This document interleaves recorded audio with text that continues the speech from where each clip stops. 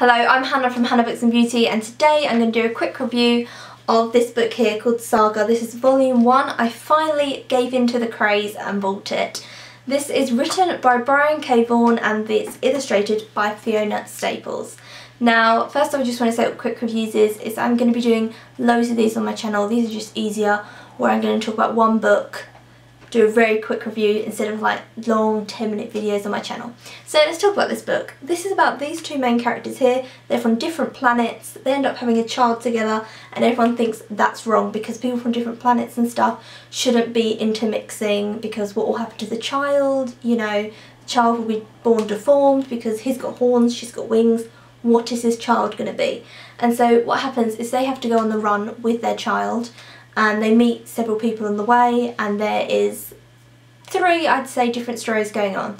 So there's them running away, there's another story of a prince who has a television for a head, chasing and trying to hunt them down, and then there's a freelancer guy and he's trying to chase them and hunt them down. I would say the illustration is quite beautiful actually. I wasn't expecting it because I don't read a lot of comics. They do try and keep like the same colour palette. So as you can see, this page is green, and then they'll have like another page, a few pages on, where it's all like this sort of turquoise, and so I like the idea of that. I think that's a very intriguing thing. I would say this is an 18+ book because there is sex, which I personally found quite cringy. It just reminded me of, you know, when you're in year 5 and you do sex education, you have to watch a cartoon of 2 people having sex, and you're sitting at the back of the classroom with your scarf around your mouth, trying not to laugh, your shoulders like, because you're laughing so hard. That's always going to be my memory of cartoons having sex, so I couldn't get into this. I found it a bit unnecessary. There's also a bit where one of them went to a planet which is called Sextillion, where you go there to like have sex, and I found that whole bit like it was quite shocking, but I didn't see why it needed to be in this book.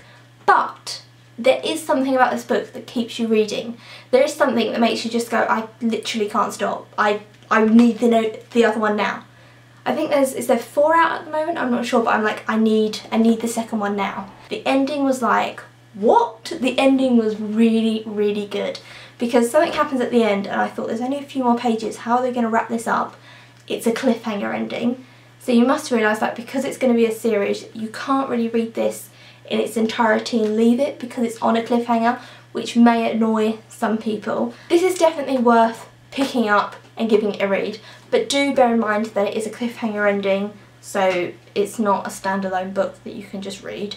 So I'd give this 4 stars. It was a very interesting read. Please tell me down below what you thought of it, as I'm sure the majority of you have already read it long before I have. I am late on this bandwagon, and I'll see you very soon for another video.